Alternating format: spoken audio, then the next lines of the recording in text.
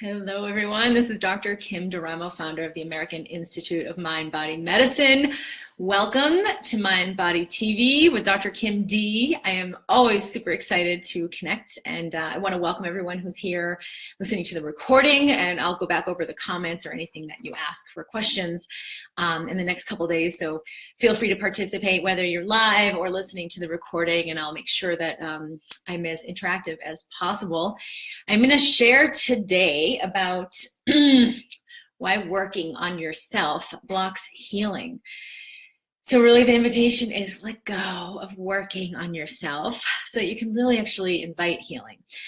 There are a lot of programs I do online where people come in who've had long-term chronic illness or fatigue or pain or anxiety or fill in the blank, and they're really trying really hard to work on themselves and figure it out and solve it. And it's like, I've got to learn more, and I've got to be more disciplined, pay more attention. I've got to really master my health.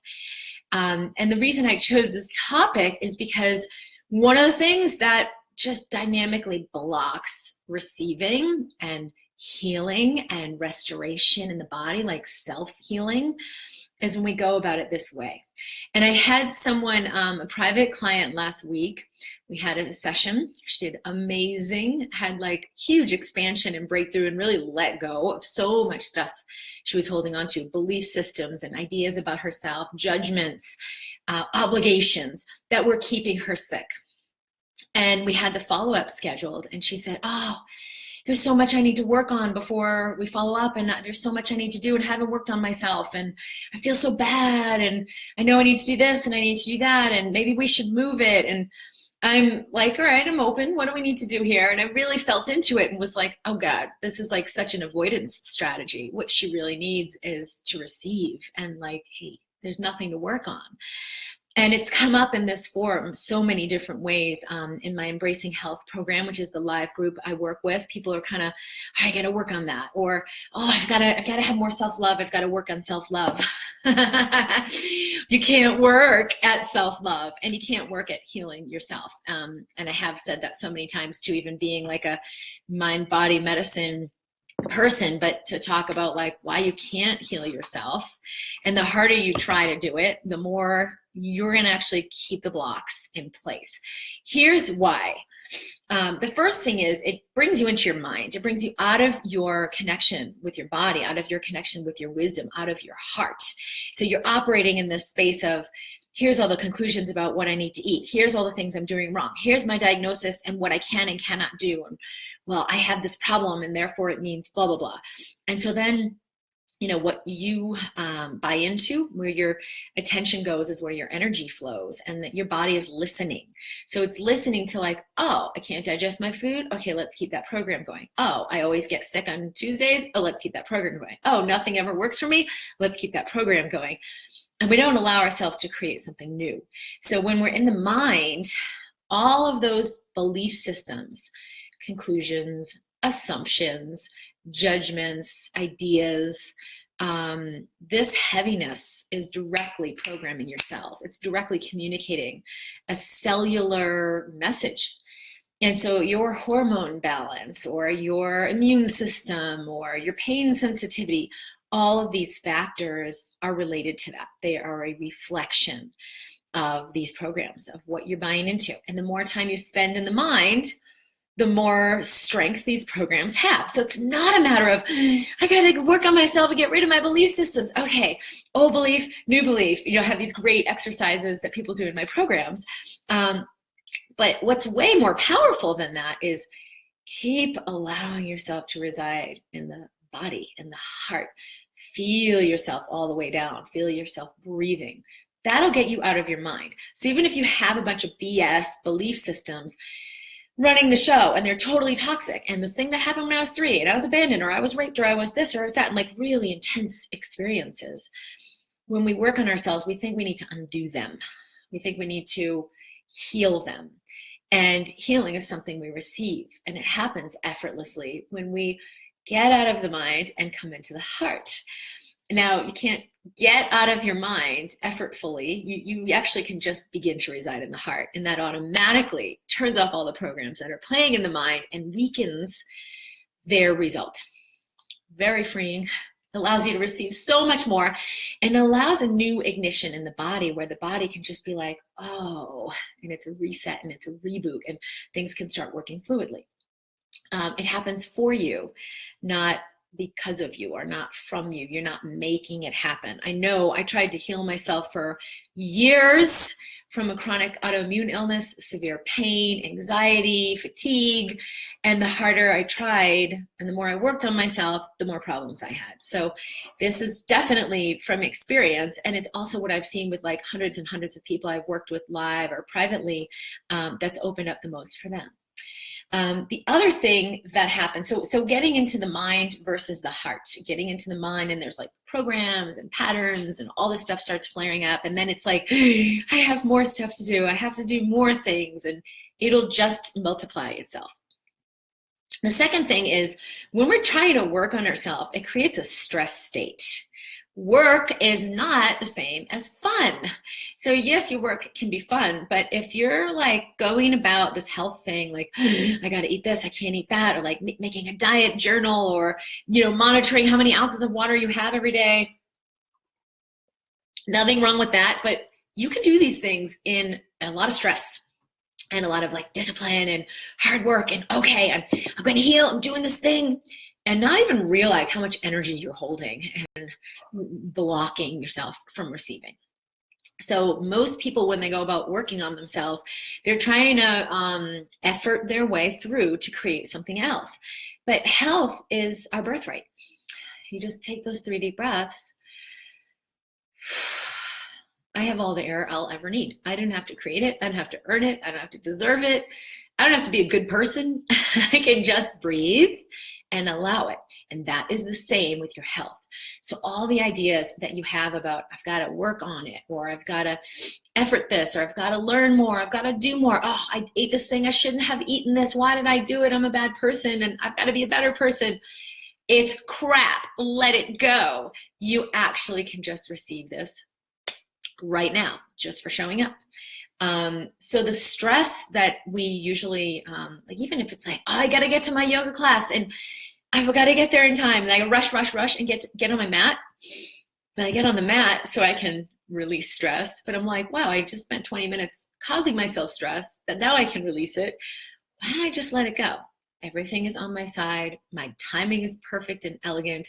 When I get there, I get there. And so I've adopted that over the last few years instead of stressing out to get to my yoga mat. And there's so many ways we do this with the approach to food, with the approach to supplements, with the approach to a practitioner. I got to find the right practitioner.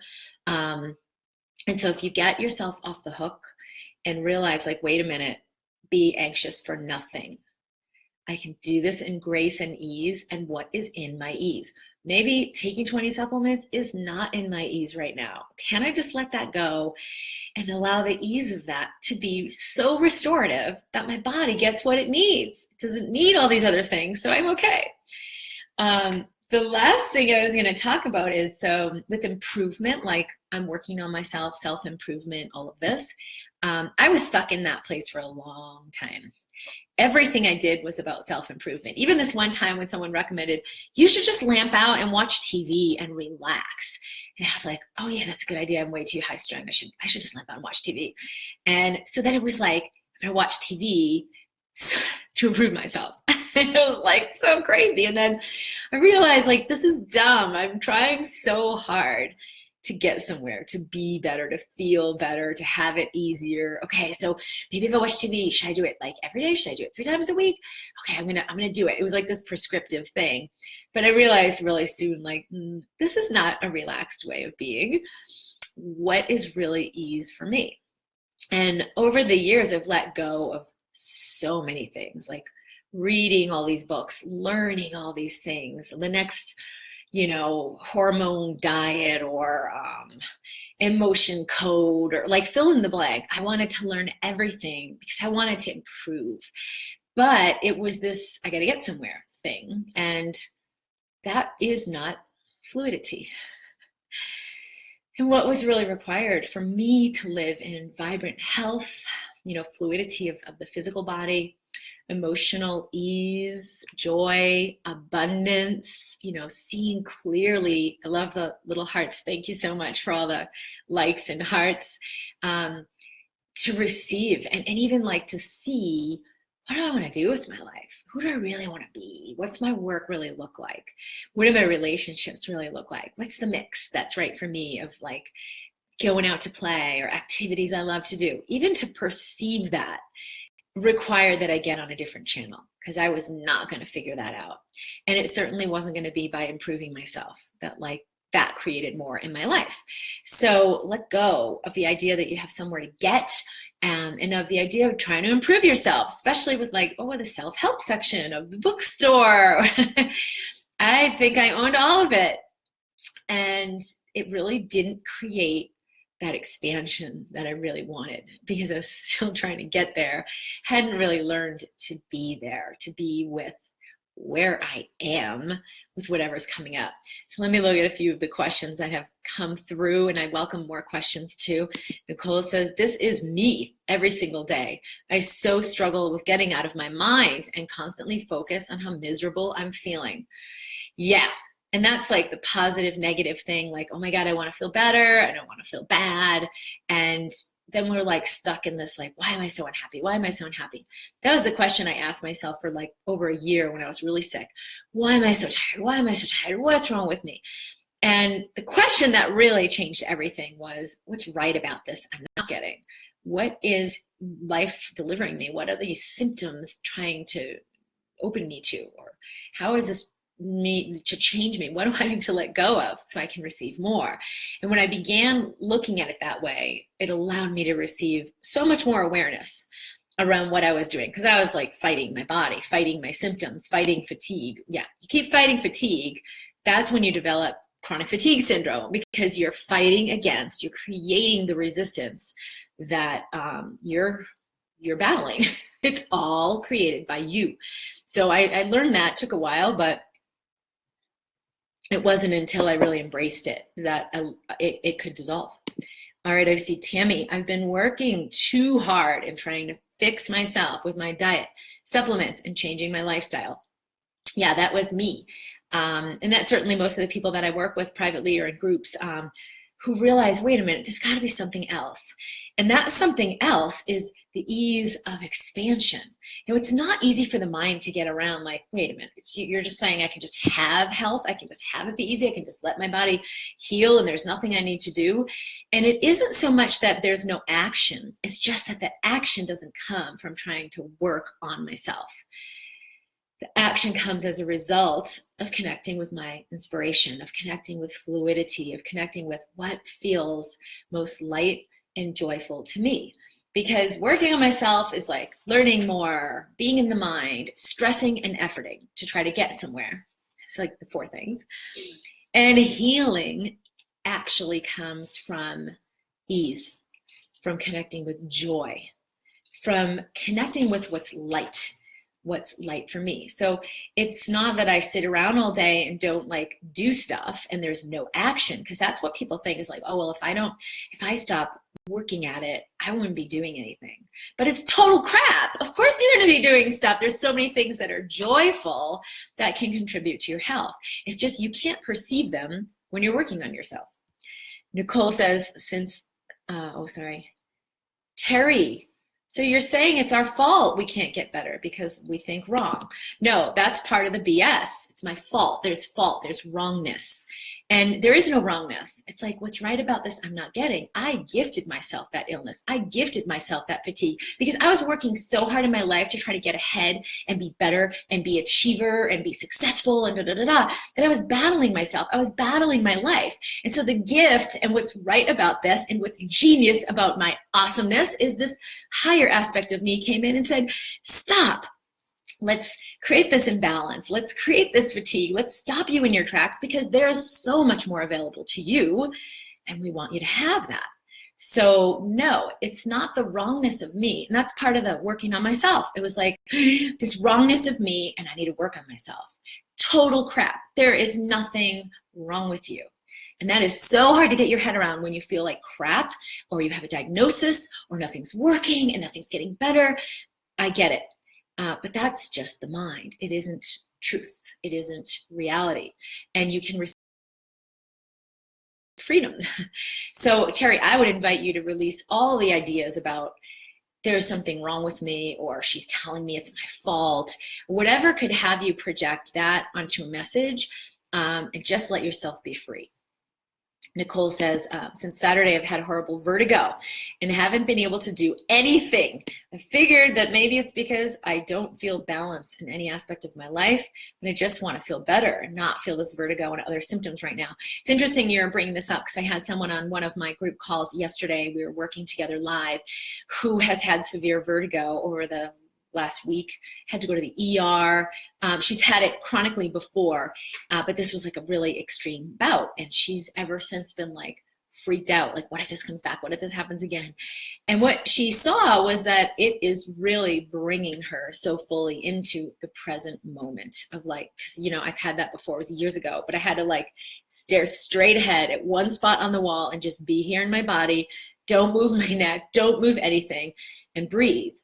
Well, I'm not saying this is something you want to have happen, but how much presence it helped me cultivate to just be present in my body and just be present to my breath and not be moving and going around and doing this and doing that. Like, life called me into stillness. So for what it's worth, for this 10 seconds, see if you can embrace that experience and just allow it to be what it is right now. It will move, it will shift. And as you embrace it, ideas and awareness can come in around what will support that. Like maybe it's a mineral supplement, or maybe it's some change in your diet or whatever, but it won't come from fighting the symptom. It'll come from embracing what is and allowing it to speak to you. Totally different way of approaching it. Randy, this is just what I needed. I know I've opened up to so much, especially in the last 6 months, but my hair loss has gotten worse in the last 2 months, now coming out by the handfuls every day. While I know relaxing is one of the most important things, and finding it almost impossible not to panic and to wonder, what do I need to do to help assist my body with this?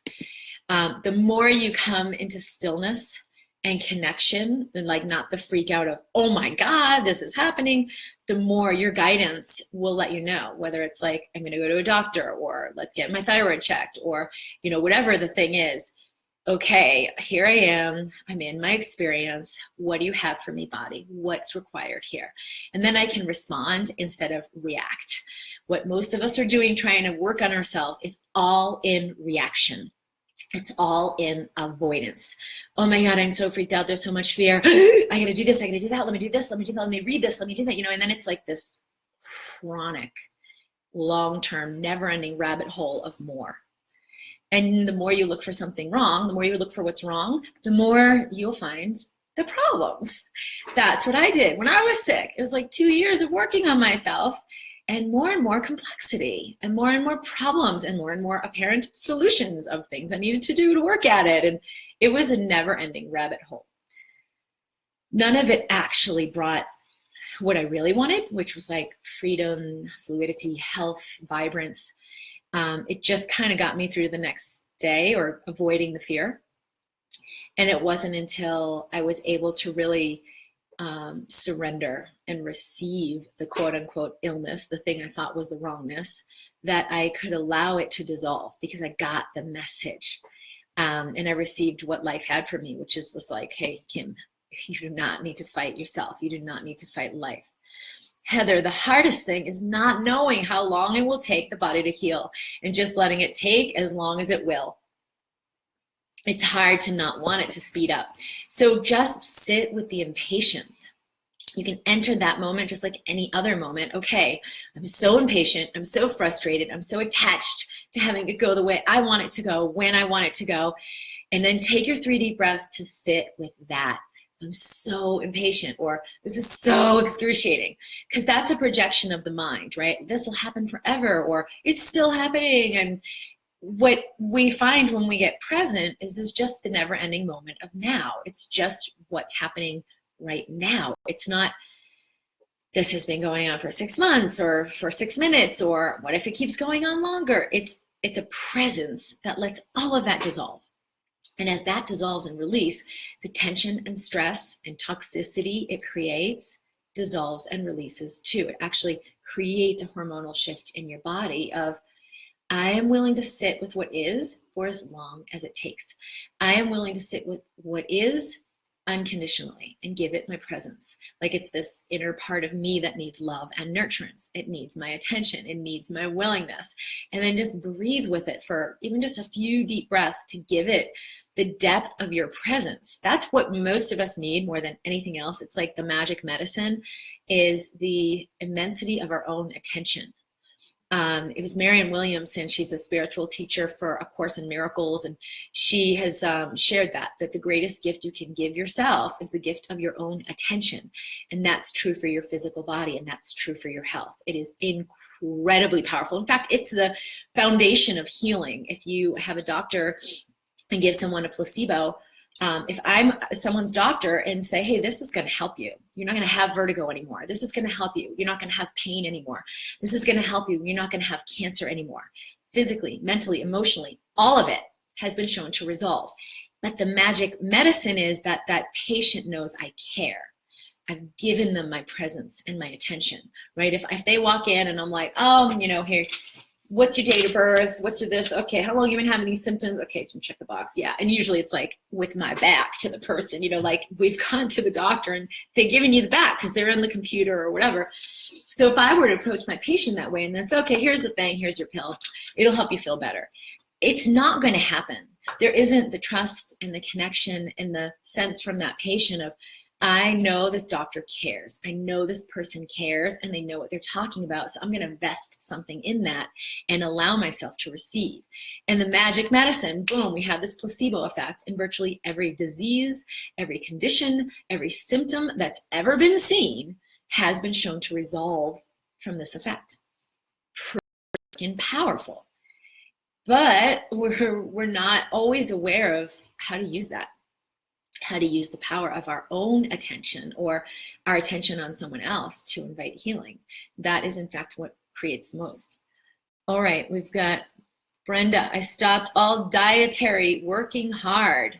Well, that's great. Sometimes it just takes stopping what we're doing to allow ourselves to let go, and then something else can come in. And maybe it's like that same diet, but we're choosing it from a different place of ease and self-love. And yes, I love and nurture myself by avoiding gluten.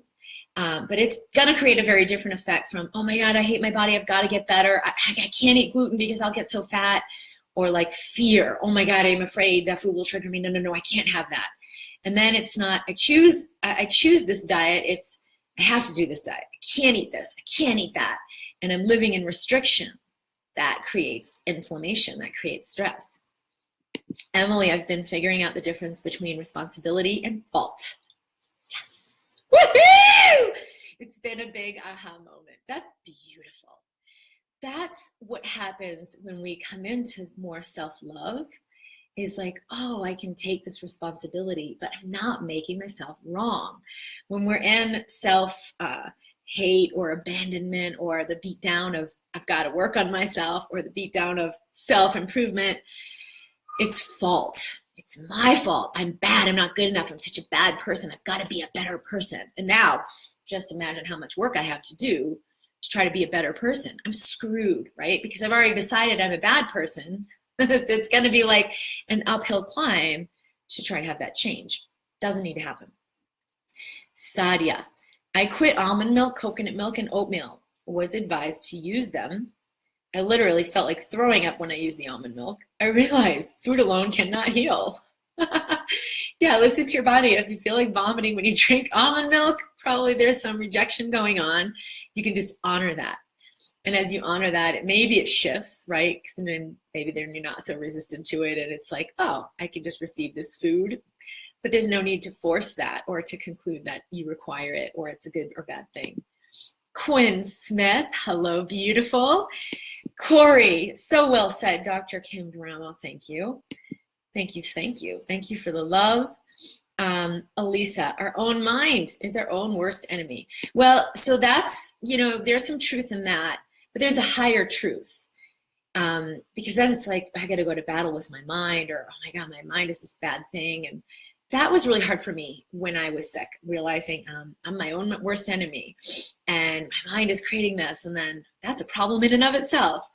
So can I be in harmony with the shit that's in my mind? Okay, so there's like old records or old abuses or old experiences, memories, beliefs, judgments, blah, blah, blah, blah, blah, blah. And that's all like logged into the memory bank of the mind. And so now I really got something to work at. But what if I remember, oh, as I reside in my heart and just feel the stillness of my breath, it turns off all that stuff anyway. It's irrelevant. It neutralizes. So it's not like, oh, all these bad beliefs in my mind or all these bad things in my mind. It's like this stuff that's in my mind. It just is. I don't have to battle it. I don't have to change it. I don't have to fix it. I can let it be as it is and make it, let it be irrelevant, because it is. When I reside in my heart, when I choose fluidity, which for me, just like joy, freedom, these connect us with the essence of who we really are. They connect us with the harmony that can restore itself physically and allow health. So for me, fluidity is just such an easy way for me to remember, like, oh, go with the flow. Or I'll like dance and move really slowly. Or I'll remember, slow down my speaking. Because even as you can just tell from just this podcast or this live, I'll get really fired up sometimes, and it's like, blah, blah, blah, blah. But to kind of mindfully remember, like, oh, find that restoration of letting things slow down, that always reconnects me more and more deeply. And as I practice that year by year by year, because just like in yoga, they say, don't measure it class by class, week by week, month by month, measure your progress year by year. Who do you become in every, subsequent year? As I look at that, the more I practice the awareness and the slowing down year by year, I have become a much more conscious person. I have received so much more abundance, so much more beauty, so much more joy that's come into my life. So to practice moment to moment, but the results are like, year by year, it's really powerful. So it's not that the mind is the enemy. And as you see it that way, it will just create more stress and more work. So see, it's not that you're not right on in some way, but you don't need to approach it that way. You can just see like, oh, this mind, if I buy into it, it'll really mess everything up. Okay, mind, thank you for showing up, because your mind's there to protect you and like, there's a bad thing gonna happen. Don't do this. Or, it thinks it's protecting you. Thank you, mind. I appreciate it. I love you. I reside in the space of stillness within me. I choose my actions and behaviors from this deeper space within me. Brenda, I just listened to what my body wanted. I stopped taking my blood glucose testing. After 6 weeks, I was really sick. My blood sugar was 18. What? I can't even imagine you could take your blood sugar if it was that low. My body was so sick, it wasn't, I'm not sure where you're going with this, but I'm happy to have you continue that thought. Definitely not wise to stop testing the blood sugar if you've got some irritability in the blood sugar. So kind of just feel into what's right for you and what will nurture you the most. Brenda, oh, okay. My body was so sick. It wasn't telling me what it needed, but what the yeast and fungus was wanting. So I've stopped just embracing, but making sure my body is in a safe state in a situation. So sounds like you're getting a little confused about what embracing means, because it doesn't mean not taking care of yourself.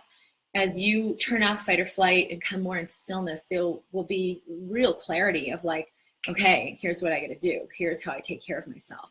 I test my blood sugar however many times a day out of love and honoring of me, as opposed to a compulsive avoidance of fear. So 2 different ways of approaching it. But as you go more into stillness, it doesn't mean not doing stuff. It doesn't mean, oh, screw it, I'm not going to test my blood sugar. You would never do that when you're in a space of harmony. You would never just, blow that off. I'm just going to ignore my body. So I would invite you to get a little more clarity about what that self-honoring really looks like.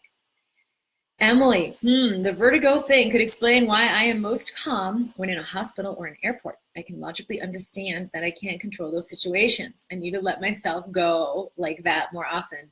Yeah, sometimes when we're trying to control, it like flares everything up, but then boom, you're hospitalized. You can't go anywhere. You can't do your work. You can't, improve yourself. Like you're gonna sit and receive. And sometimes that's what it takes to like shut everything off and let ourselves come into a deeper space of presence. Thankfully, you don't need it to be like that in order for that to happen. Okay, Gail, coming from the place of who we really are, source energy in a physical body, once we get to that place, we begin to receive. Yes, that is so true. I'll just read a few more and then we'll complete for today.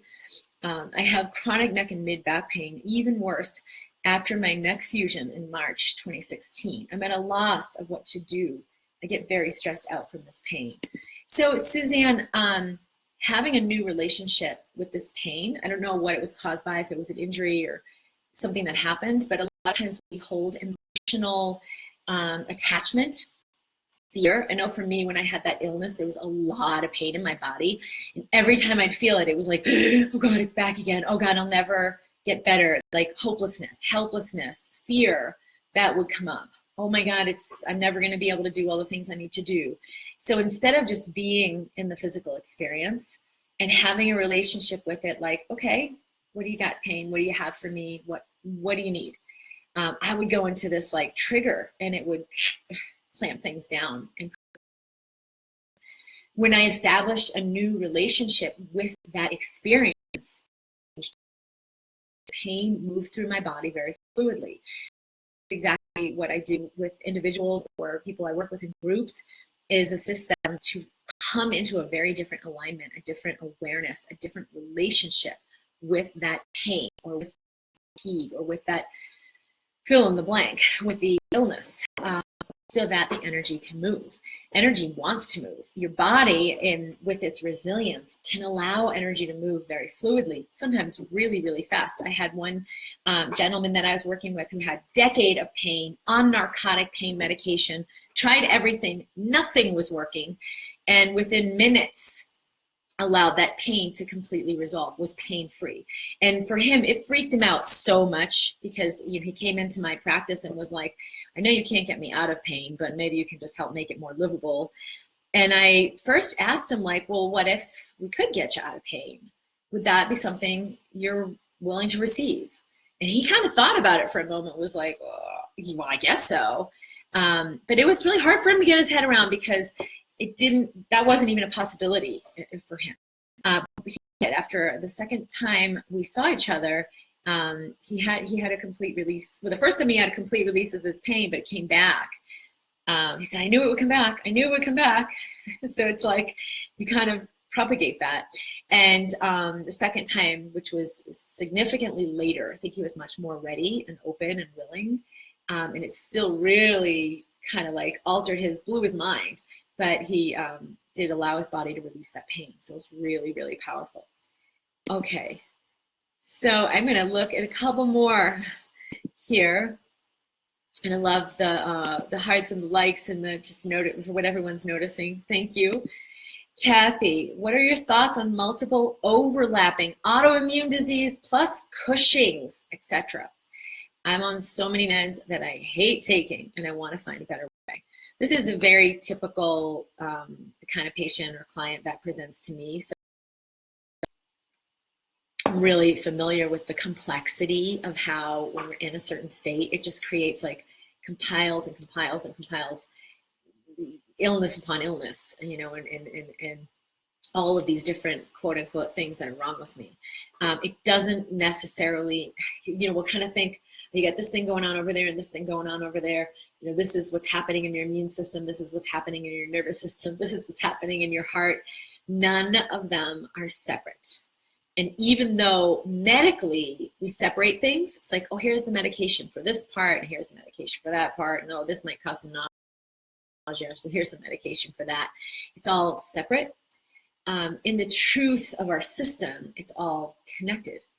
And so you can have this one release, whether it's mental, physical, emotional, that opens up your health and allows all of these things to rebalance, like 10 different illnesses come into a rebalancing and health is restored.